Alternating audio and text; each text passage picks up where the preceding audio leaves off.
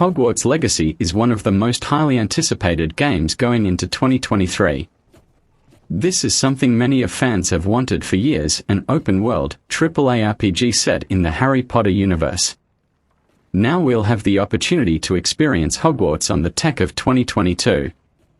So far we've had a couple of trailers, one that's purely the cinematic and one that shows actual gameplay up until now. There is character customization system that allows us to alter our in-game appearance. However, they haven't shown any details regarding the level of customization in Hogwarts Legacy. We know that different facial scars and hairstyles can be chosen, but not much else has been revealed. Hogwarts Legacy was released recently with a 45-minute gameplay showcase landing. The footage shows off the character creation tools in action, as well as plenty of Hogwarts exploration. Hogwarts Legacy is set in the 1800s, meaning the storyline of Harry Potter isn't relevant in this game. We'll be joining Hogwarts later than normal. In the 5th year, the initial part of the game will focus on learning the basics and acquainting ourselves with Hogwarts. There are some students who we can become really close friends with. These characters become companion. And companions will assist us with various missions in the open-world environment. But picking the perfect companion won't be an easy task, as each one will have a different personality and a different set of skills. Portkey Games have also confirmed that seasonal environments will affect these areas beyond Hogwarts. But we don't know how the weather changes will affect our spellcasting capabilities or exploration of the overall environment. The map of this game will include Hogwarts and the surrounding area, including Hogsmeade. The surrounding area is massive and will include smaller wizarding villages and combat areas like dungeons. So Hogwarts Legacy should feel more like an open world than any Harry Potter game we've seen before. Hogwarts Legacy will revolve around player choice first and foremost, allowing the user to utilize their incredible abilities for the good of the world or giving into more wicked and sinister desires. Apparently, the game will use a customizable character who has unlocked some sort of ancient secret that has the potential to destroy the world. The main thing happening at the world at this time is a goblin rebellion, led by a character called Ranrock, who is assisted by an evil human wizard. We don't know exactly how this will work, but the same ancient magic that runs through our veins is somehow connected to this rebellion. Or at least, there's some threat that Ranrock will be able to use this magic to do evil. If we're forced to compare Hogwarts Legacy to a Harry Potter novel, it will be most similar to the Chamber of Secrets. There's an ancient, evil magic in the world, and we're connected to it, but we can choose to reject it if we don't want to embrace it. At least, that's what we know so far. The game will have different enemy types with their own offensive and defensive capabilities. For instance, dark wizards can intermix stunning spells with blasting curses to create brutal combinations for players to overcome. While trolls will attack with you with brute force. Distinguishing these enemies and their strengths is an integral part of Hogwarts Legacy. There are new spells available. Once you've learned spells, you can then choose to equip them, and then you can use these equipped spells in combat. Also, unforgivable curses are in the game. But you have to choose to take your character down a dark path in the story if you want to learn these spells. We've seen the Cruciatus Curse, Crucio, and the Killing Curse, Avada Kedavra, with our own eyes, but we haven't seen the Imperius Curse, Imperio, yet. Besides spells, you can upgrade your character mechanically by unlocking talents.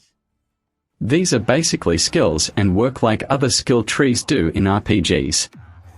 As you level up, you can unlock more talents in the Room of Requirements. The Room of Requirement is basically your home base in Hogwarts Legacy, but more on that later.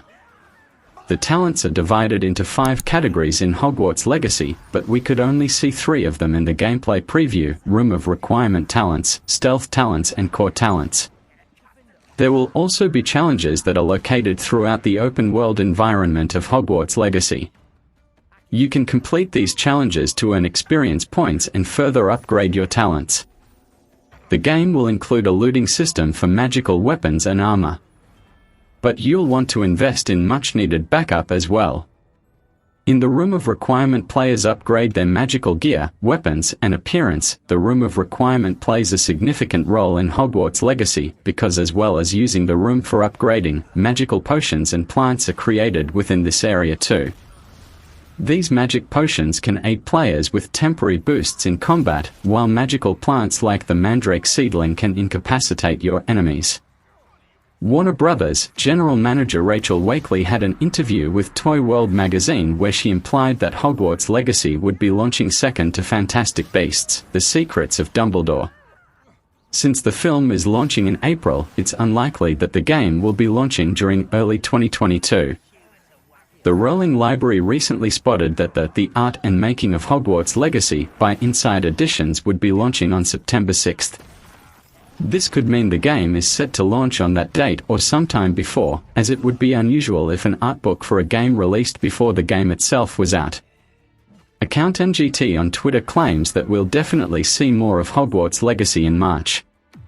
This is merely a rumor, take all this with a pinch of salt. On the Reddit page Harry Potter Game, a user designed a fan-made skill tree for Hogwarts Legacy. This skill tree actually looks very similar to the one used in Star Wars Jedi: Fallen Order. While each skill isn't full developed in this fan-made skill tree, the one we can see allows the user to effectively go invisible by blending into their environment like a chameleon. I certainly hope Hogwarts Legacy has a complex skill tree, as it will allow for players to have a more personal attachment to their character. We haven't heard much about Hogwarts Legacy in a little while, but Sony recently published a PlayStation blog detailing how the game would utilize the DualSense. Every spell will have a unique feel to them thanks to haptic feedback, which will primarily vibrate on the right side of your controller as you cast spells with your wand. Haptic feedback will also accompany the player during all steps of their journey, like when they are making potions or soaring through the skies.